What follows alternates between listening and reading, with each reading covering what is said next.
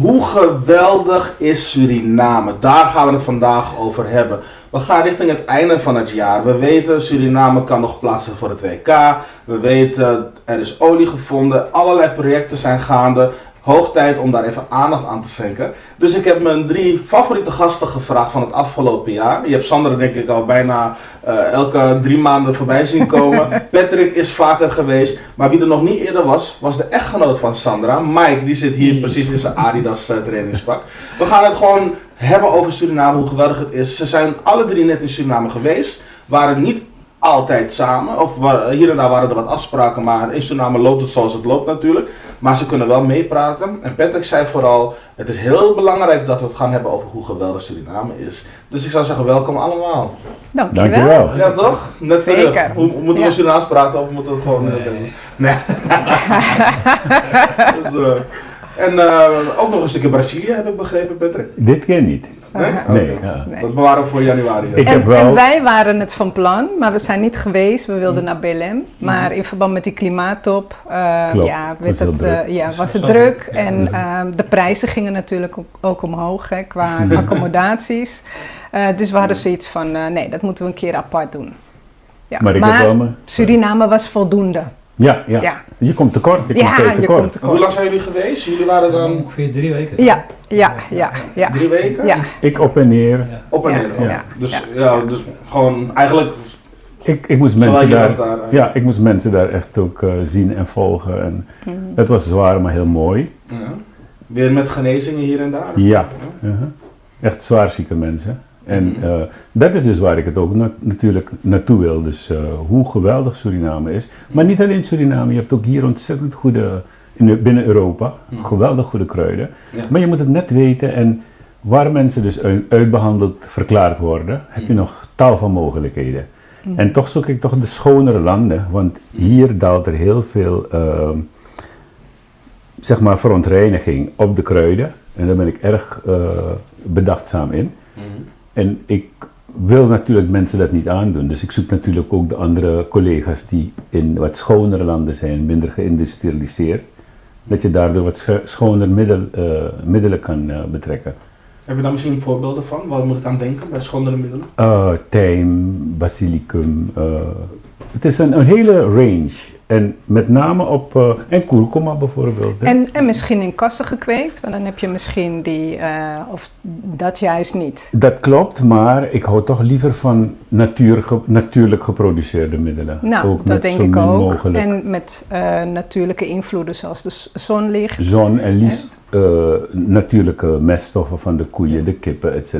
Ja. Dat zijn natuurlijke mineralen en dat heb je hier veel minder, omdat de grond zo uitgemergeld is. Juist. En het feit dat men bijvoorbeeld ook, ik heb daar ook lezingen mensen geattendeerd op, let op je voeding, ook de oliën, met name zonnebloemolie, wat zo verschrikkelijk, ik heb het volgens mij al een keertje benoemd, met carbofuradan, heel kankerverwekkend, heel giftig.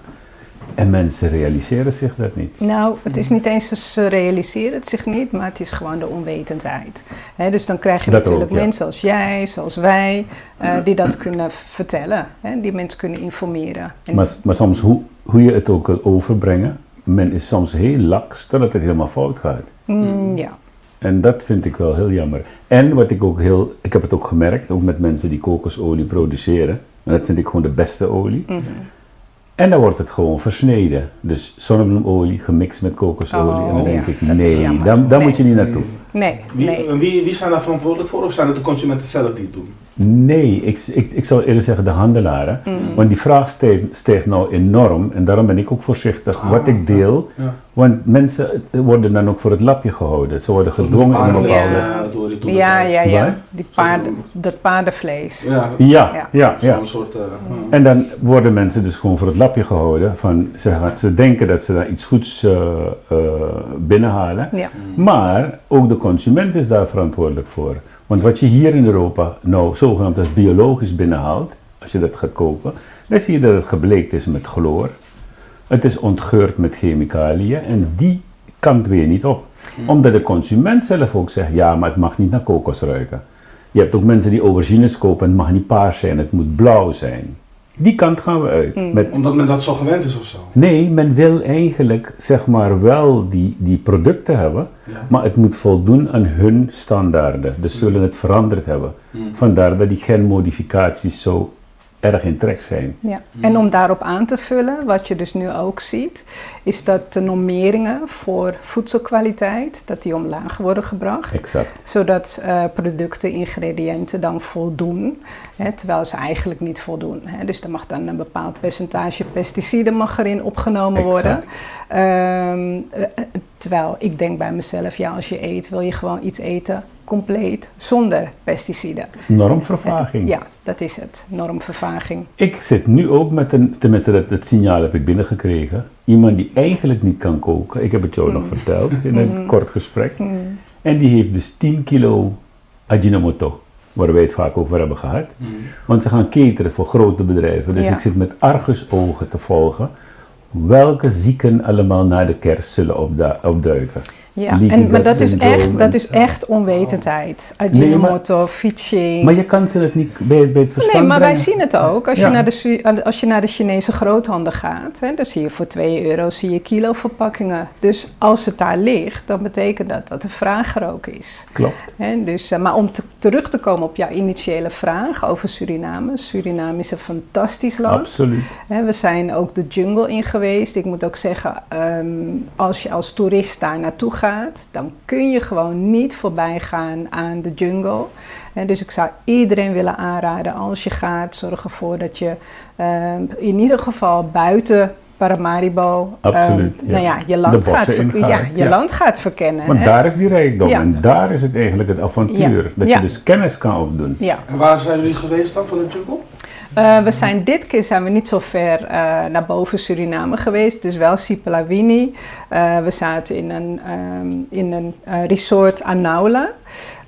Dat was hartstikke goed. Eerder zijn we iets verder geweest bij Minimi. En de volgende waar we graag naartoe willen is het Dampati. En wat ik zo leuk vind, we hebben luipaarden gezien, we hebben apen gevoerd.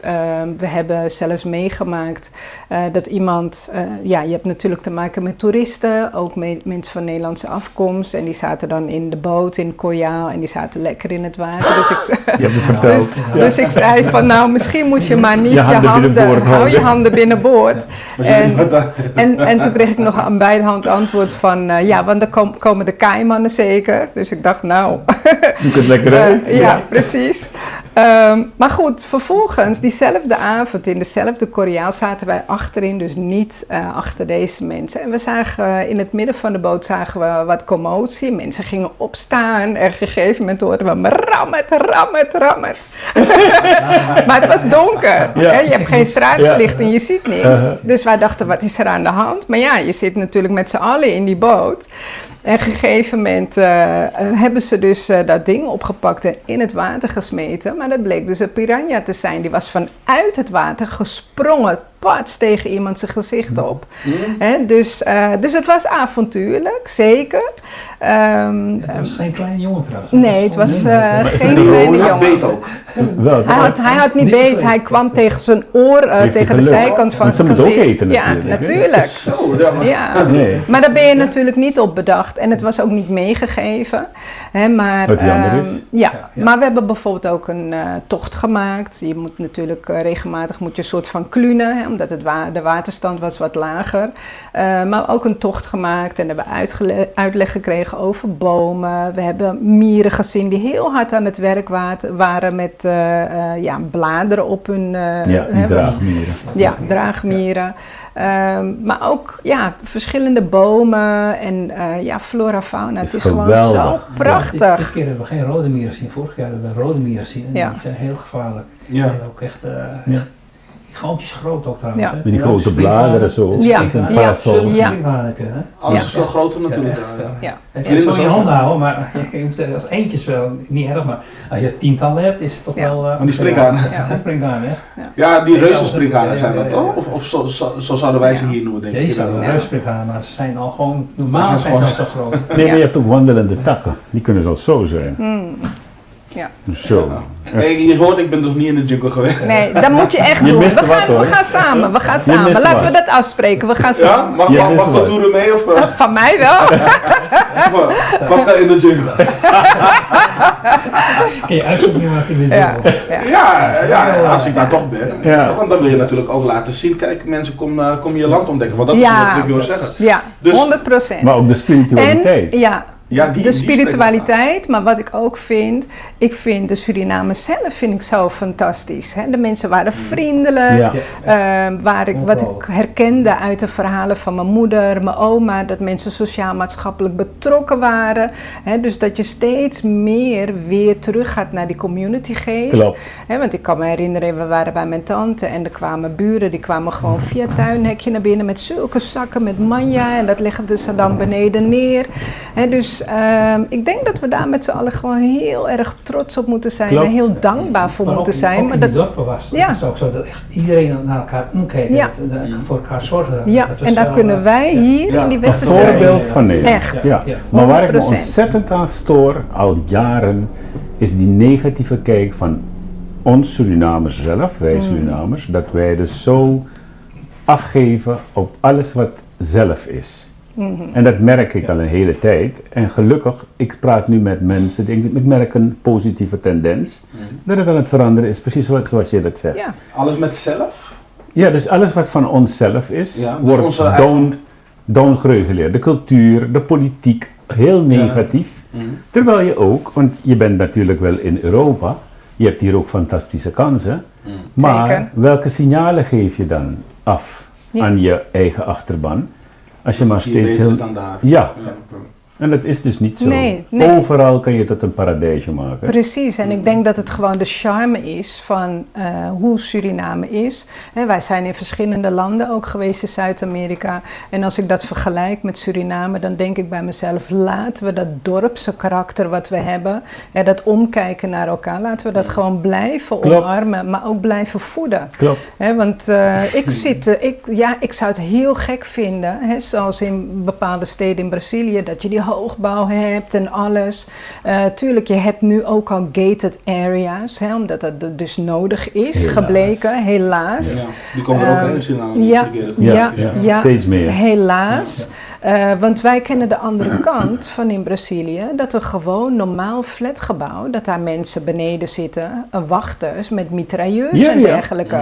Hè, dus dat vind ik de andere kant. Dus ik vind dat wij gewoon met z'n allen, hè, ik weet het van jullie wel, maar dat we met z'n allen gewoon heel erg trots moeten zijn op waar het land nu is en hoe het land zich gaat ontwikkelen. Want die ontwikkeling die staat niet stil, maar we moeten dat inderdaad ook van hieruit een warm hart blijven toedragen. En goed monitoren. En goed dat het niet de monitoren en verkeerde kant daar waar je uitgaat. kunt Ja. ook een steentje moet willen bijdragen. Ja. Ligt dat op de loer dan? Ja, Is ja. het, wat gebeurt er? Ik heb zeker 40 jaar geleden, ik raakte er depressief van. Ik liep iedere dag langs en dan zag je dus echt op foto's van steden om me heen. En ook in de stad waar ik zelf was, in Curitiba, zag ik gewoon hoopjes kinderen. Doodgeschoten, ingezet door de winkeliers, want ze wilden geen zwerfkinderen om hun handel heen hebben, hun zaken. En toen ik dus hier kwam, zag ik dus een meisje van ik denk dat ze toen een jaar of 14 was, maar ik zag haar als 6-7-jarige al prostitueren in Rio de Janeiro. Ja. En dan dacht ik nee, een hele grote mond, maar dat is dus hun mechanisme om te moeten overleven. Ja. En dan Amarelinho, geloof ik, in die buurt, een groot café. En ik dacht, nee, heb je het overleefd? Want ik zag dus ook in een interview en ik dacht zo, dat je het hebt overleefd is gewoon een godswonder. Want Ja. daar raak je dus echt van verstoord. Ja, maar hè? ook het perspectief willen blijven zien. Hè, dat al is jouw situatie nog zo armoedig, nog zo verschrikkelijk, Penibel, penibel, maar dat je kunt worstelen, onttrekken aan die situatie. Door gewoon het perspectief te hebben, door je te verbinden met mensen die het goed met je voor hebben. En door te blijven studeren. Blijf naar school gaan, blijf je vormen, ook als je ouder bent. Je bent nooit te oud om te leren. Dat is gewoon een beproefd gezegde. Dus dat zou ik zeker de jeugd in Suriname willen meegeven. Alles is mogelijk in het leven, maar blijf je ontwikkelen. Maar zij gaan natuurlijk nu, vooral die jeugd, andere ontwikkelingen meemaken met alles wat daar nu speelt. Zeker. 100%. Hoeveel hebben jullie daarvan teruggezien toen jullie daar waren? Vreselijk. Ik heb sorry, zou jij? Nee. Ik heb gemerkt dat er een demotivatie onder de jeugd is, waar je helemaal in de war van raakt. Mm-hmm. Want er zijn dus mensen die dan heel snel de top bereiken. En die kinderen hangen nu dus die redenering aan van waarom zou ik moeten gaan studeren? Want je kunt ook op een andere manier heel snel de doelen bereiken dat je zou willen. Ook al heb je dus heel weinig ontwikkeling, want dat merk je ook, de manier waarop men praat en redeneert, etc. En dat is geen goed voorbeeld voor de jeugd. En dan merk ik heb met veel mensen van instituten van Brazilië, en nu pas zijpelt het door, heb ik meegepraat, en nu pas zijpelt het door in Nederland, dat eigenlijk een leven lang leren een must is. Mm-hmm. En nog hoor ik nog van die waanzinnige, verwrongen ideeën, van ja, als je al 40 bent, dan mag je niet meer gaan studeren en dat soort dingen. Denk ik van, waar heb je het over? Als ik was gestopt in die fase, had ik dus nu ook geen mensen kunnen helpen, die niet geholpen kunnen worden regulier. Maar juist omdat je doorgaat, je blijft doorzoeken, ondanks alle tegenslagen, je blijft doorzoeken. Waardoor ik laatst ook die video heb ik je gestuurd van die pater die het jubileum heeft gevierd. Ongeveer een maand geleden, toch? En hij was dus ook uitbehandeld, verklaard. En gelukkig gaat het nou heel goed met hem. Dus het gaat erom dat je niet als individu alleen je goals moet zien. Ja. Maar je moet het optrekken naar de hele samenleving. En niet alleen in Suriname, ook hier, overal waar ik kom. Maar waar komt dan zeg maar die demotivatie vandaan dan? In Suriname in dit geval, want aangezien we het daar nog even over hadden. Wat maakt dat die demotivatie bij de jongeren in Suriname aanwezig was? Ik heb met velen gepraat en ik merk dat corruptie, dat ze dat bijna gaan omarmen. En dat vind ik heel triest. Dat is zeker triest. Ja. Dat zou niet de norm moeten zijn. Het is diep geworteld. En het motiveert ze niet om te gaan studeren, want ze vinden dat ze het op een parallelle wijze ook kunnen bereiken. Het loont dus blijkt in hun ogen, niet om dat te gaan doen, want uiteindelijk kom je er sneller. Exact. De vader is op een bepaalde positie bij een bedrijf of bij een overheid. De zoon of de dochter die verwacht op dezelfde positie terecht komen als zijn vader gepensioneerd is. Ja. Zonder investering. Zonder ook de vereiste diploma's te hebben. Juist. Nou, wat wil je dan? Ja. En in hoeverre is dit een dreiging voor de ontwikkeling rondom bijvoorbeeld oliefonds en alles wat daarmee samenkomt? Dus projecten die de Suriname opkomen. Ik vind het een grote dreiging. Het is zeker een dreiging, want je hebt natuurlijk ook te maken met een bepaald kader. Wat zaken in goede banen moet kanaliseren, moet trechteren. Zodat ook de materiële, maar ook de immateriële resultaten hiervan ten goede komen aan iedereen. Ja. En niet aan de happy few. Exact. Dus en ten aanzien van, kijk, wij hebben tijdens onze vakantie succesvolle 50ers, richting 60, 40, tussen de 40 en de 60 hebben wij ontmoet, waarvan je ziet dat de kinderen een bepaald perspectief hebben. Die gaan jong naar Nederland om te studeren en dergelijke, die doen allerlei sporten, maar dat geldt niet voor iedereen. Klopt.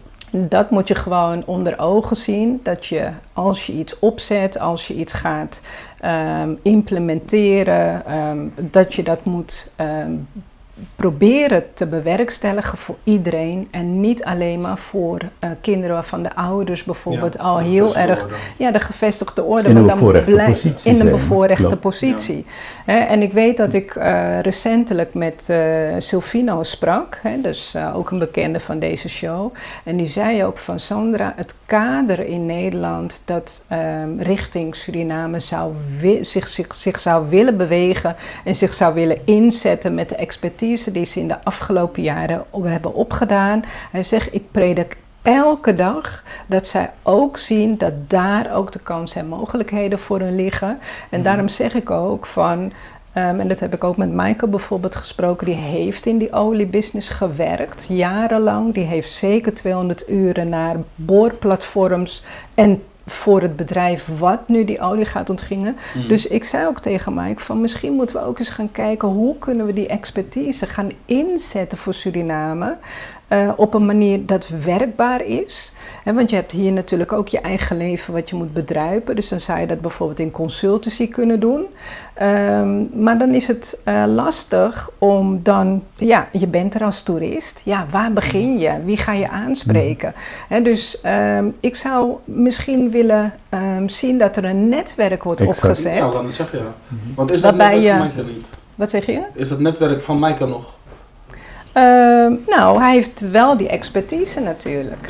Ja. En wat er mogelijk is, dat weten we natuurlijk niet. Maar het is gewoon jammer als mensen met zoveel expertise in datgene waar we nu mee te maken hebben, als dat gewoon niet aangewend zou kunnen worden. Want je weet nooit waar iemand, het land, je begint altijd bij één, waar je het land verder in zou kunnen helpen om tot ontwikkeling te kunnen komen.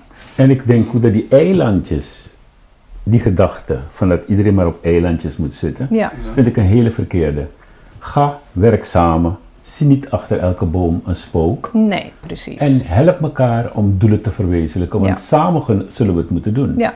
En het geldt niet alleen daar, maar ook vooral hier. Ja. En positief zijn. Ja, positief naar je land kijken, positief naar je mensen kijken, waarderen, dankbaar zijn voor het feit. Ik ben mega dankbaar voor het feit dat ik mijn wieg stond in Suriname. Absoluut. En natuurlijk door bepaalde omstandigheden waar je zelf geen invloed op hebt kunnen uitoefenen destijds, kom je hier en heb je een andere ontwikkeling dan anderen in Suriname. Maar uiteindelijk, het is en blijft altijd je thuisland. Klopt. Dus als je iets zou kunnen doen, en dat zou ik tegen iedereen willen zeggen, geef wat terug. We hebben nog iets meer dan 3 minuten, maar ik moet nog 2 dingen weten. Ik wil weten wat je net bedoelde met de dreiging. En ik wil het laatste van Nacho wil ik nog horen, want jullie hadden het daarover. Dus je gaf net aan, de oliesituatie is ook dreigend. Waarom? Ja, waarom ik het dreigend vind, is dat als je zelf geen kader hebt gecreëerd en je moet heel veel aantrekken van buiten, zonder misschien een band met het land, dan dreig je in een afgeleidende schaal daarin te belanden. Want ik vind juist dat als bij zulke belangrijke ontwikkelingen, hoop ik dat, ik heb het niet gemerkt bij bauxiet, ik heb het niet gemerkt met goud, ik heb het niet gemerkt met hout, noem maar op, verschillende sectoren, de revenue, dus de voordelen, zijn niet aangewend aan het volk. Ja, klopt. Dus daar hou ik mijn hart voor vast. Want de mensen maken zich blij, maar misschien met een dode mus. Met een dode mus, ja. Want als je dus zelf je mensen kan opleiden en je hebt je eigen expertise, je zou altijd consultants van buiten moeten aantrekken, maar je moet je eigen kader kunnen vormen. En dat heb je dus met onderwijs, goed onderwijs, geef de mensen ook de kansen. En niet omdat iemand van het buitenland komt, in dit geval Nederland, hoor ik heel vaak, jullie moeten ons niks komen vertellen. Ik vind het een gemiste kans. Ja. Ik vind het echt een gemiste kans, want ik leer heel veel van de mensen daar. En ik heb dus 100%. Zelf op 16 september was ik uitgenodigd. Ik noem ze de Golden Girls. Het zijn allemaal gepensioneerde mensen, vrouwen. Het is een vrouwenclub. Dus naast handwerken hebben ze ook dus thema's. Heb ik ze dus verteld en er waren heel veel met hun persoonlijke klachten. En die heb ik dus, ik zou het van 9 tot 1 hebben. En ik was pas om 7 uur 's avonds ben ik vertrokken. Dus ik zei nog, ik had echt een droge keel als een beschuit. Maar het was fantastisch en ik heb nog steeds contact met die mensen. Dus er is heel veel kennis, maar op jouw gebied, maar kijk ook breder. Want er is meer mogelijk. Weet je, en dus heb ik ze dus heel veel voorlichting gegeven. Dus het was heel levendig, echt erg interactief. Dus zulke discussies en samenvloeiing van kennis. Er waren officieren van justitie bij, oud-rechters. om het gewoon lekker samen te doen. Ja, en schep ook die voorwaarden. Hè? Want mensen van hieruit, die moeten ook beseffen dat als je naar Suriname gaat, je weet dat je niet die tarieven gaat krijgen. Je moet het ook doen vanuit een bepaalde, ik zal niet zeggen plicht, dat is niet zo, maar je wil het graag doen. Een goodwill. Een goodwill, ja. Omdat je gewoon weet dat zoveel mensen, je families wonen daar. Je wil gewoon dat mensen, dat het land verder... En je mensen beter worden. Ja, je zeker. altijd eerst moeten investeren voordat je revenues eruit kan krijgen. Dat is Ook altijd dat. zo. Ook Kosten gaan uit voor de water. Dus Ja. En toevallig hebben we het met mijn zusje het erover gehad. Over het kader en over hoe het zit met consultancy bij de oliemaatschappijen. Omdat we weten dat er allemaal expedities worden binnengevlogen. Maar waarom stelt Suriname niet voorwaarden vast van oké, jullie brengen expedities binnen. Maar laten wij nou ook mensen die op elkaar zijn, die kennis niet hebben, en leiden jullie die op. Juist. Er is samen een win-win situatie kan creëren. Klopt. Ja. Als je dat nou kan bewerkstelligen, dan heb je tenminste iets. Als je de consultants weer weggaan, dan heb je in ieder geval je eigen kader, die ook die expertise hebben, die ook weer andere mensen weer kunnen opleiden. Ja. En zo kan je voortbeduren op wat je nou allemaal hebt. Ga ik kort nog even wat zeggen. In die COVID-periode heb ik met mensen gesproken die gewoon 3, 4, 5 jaar geen onderwijs hebben gevolgd. Ik noem dat een verloren generatie. Ik heb het aangehoord en je hart bloedt. Want ik denk, ook al kan je niet naar school, je hebt de middelen niet. Er is geen school, er is geen actieve, maar je kan thuis wel doorgaan. Ja. Maar dan moet je dus die goede basis thuis hebben. Ja. Die Dat mensen, en die is er niet, want die mensen hebben soms 3, 4 banen om zich in staan moeten bedrijven. Ik ga proberen een brug te maken naar Nacho. Want jullie zijn waarschijnlijk, ik zie jullie lachen, dus ik denk dat jullie heel positief zijn. Tegelijkertijd wil ik dit punt ook aangrijpen, want ik maak nu even de vergelijking met Curaçao, die in 1 keer gekwalificeerd is. Waarbij ik denk dat de fundering anders lag. Maar dan, ik wil eerst benieuwd wat jullie zeggen en dan counter ik daarop. Dus wat is jullie gevoel geweest bij Nacho in de beleving toen jullie daar waren? Oh, de beleving. De beleving was fantastisch. We hebben de beelden gezien op straat. Ja, we waren niet op straat. Wij zaten in Sportcafé Munder. Yeah. Het was een fantastische sfeer. En ook richting 25 november, onafhankelijkheidsrevidentie. Die weken dat we er waren, het was een en al activiteiten, feest. Ondanks dat Nacho zich niet plaatste, vond ik nog steeds de sfeer gemoedelijk. Er was bazuinkoor, er was van alles positief. En ik denk dat we die vibe ook moeten vasthouden, want met positiviteit kom je ergens. En ik vind dat we met z'n allen als land achter dat elftal moeten blijven staan, ondanks wat er allemaal gebeurt en wat er niet gebeurt. We gaan het redden, we gaan het doen, we gaan het voor elkaar, we gaan elkaar motiveren. Ja, elkaar motiveren. En opliften. Ja. En ook mensen die we spraken, die zeiden ook van dat de mensen waren meer met elkaar verbonden toen ze pas onafhankelijk werden. Toen de eerste jaar van onafhankelijkheid. Nu voelen ze echt dat ze met elkaar iets hebben bereikt. Want je moet het van die eenheid hebben. Ja, maar die fundering, want daar gaan we mee afsluiten. Als je hoort dat de bondscoach in the heat of the moment eigenlijk zegt van ik stop ermee. Terwijl de WK-kwalificatie is zo dichtbij en er moet een behoorlijke horde worden genomen. Het heeft mij verbaasd. Ik weet natuurlijk niet wat er allemaal achter de schermen gebeurt. Precies, dat wil ik net zeggen. Je weet ook niet in welke context. Dan moet je inderdaad voorzichtig mee zijn, want je weet niet in welke context. Je weet niet wat er voorafgaand is geweest. Je kent de feiten niet. Je weet ook niet precies waarom afgeweken is van een bepaalde succesformule. Als je het verhaal van Dingoré er dan bij betrekt? Ik weet niet wat het verhaal van Dingoré is, maar wat ik wel weet is dat Dingoré eerder bondscoach is geweest van Suriname, volgens mij 2 keer eerder. Ik bedoel, dat zou ook met de juiste intentie zijn geweest, maar nu is het een nieuwe situatie, het is gericht geweest op het WK. En ik denk dat we gewoon niet moeten oordelen of veroordelen als je gewoon niet alle feiten kent. Exact. Nou, ik haak aan bij het stukje wat je net zei over die fundering. Als je het hebt over die jongeren die dus eigenlijk thuis wegvallen, want de basis is niet goed. Als je gaat kijken naar hoe Curaçao bijvoorbeeld het bestuur heeft ingericht met het oog op kwalificatie. Ja, Oké, ze hebben heel veel Nederlandse input gehad. Maar daar, om aan te haken op wat jij net zegt, heb ik het gevoel dat men meer open stond voor buitenlandse kennis. Op die manier, dat bedoel je. Ja, als je het zelf nog nooit gedaan hebt en je kan gebruik maken van... Dan moet je dat doen. Moet je dat altijd doen. Ja, zeker. En niet schromen, niet... om hulp in te roepen. Om hulp in te roepen, maar ook niet denken van wat komen ze me uitleggen, weet je wel. Want dat weet je nog helemaal niet. En dus blijf altijd ontvankelijk voor goede en motiverende informatie. En kennis. En kennis, want dat kan je altijd verder brengen dan waar je nu bent. Maar dat is ook zoiets wat ik heb meegemaakt. Men is heel erg afwijzend. Ja, en dat is en jammer. Dat sluit men sluit zich af.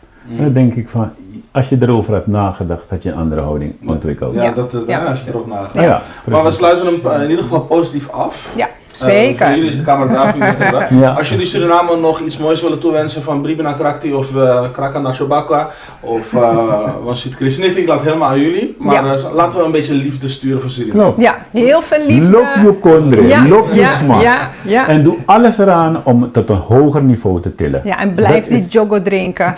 Nou, maar met mate, je weet waar ik naartoe ga. Niet als je bepaalde geneesmiddelen gebruikt. Ja, dat is zo. Maar ik nog een laatste boodschap. Altijd terugkomen in Suriname. Ja. Altijd. Nou, lieve mensen, Tori Taki, we zijn klaar voor vandaag. Heel veel succes de komende maanden richting dat WK. Het is nog nooit zo dichtbij geweest. En het is nu of nooit. Dus zet alles op alles. Geloof erin. Heb de motivatie. Laten we elkaar helpen. Laten we de goede weg inslaan voor 2026. Deze 3 zijn begonnen vandaag. Het is nu aan jullie. Taboe. Oké. Top.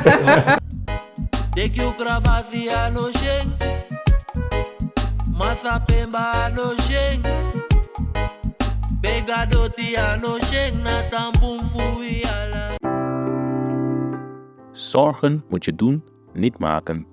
Zorg is persoonlijk. Onze jongste patiënten krijgen daarom bij de huisartsenspoedpost ook een persoonlijke behandeling. Onze artsen zijn zeer bekwaam in het opvangen en behandelen van uw kind. Huisartsenspoedpost Suriname. Uw zorg is onze zorg.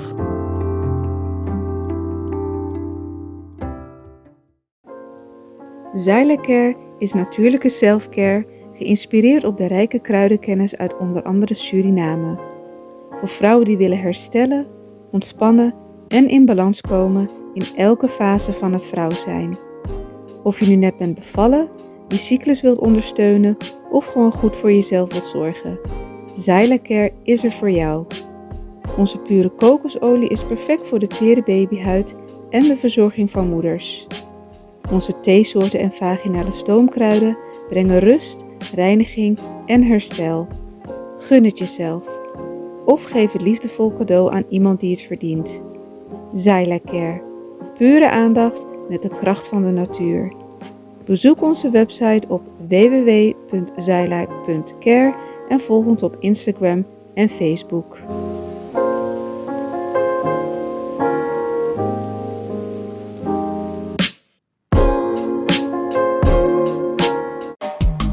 Vaderland, Suriname is mijn vaderland, yeah. Vaderland, Suriname is mijn vaderland. Suriname is een heilig land, maar we doen wat toe onheilig staan. www.kulturu.com for the generation them.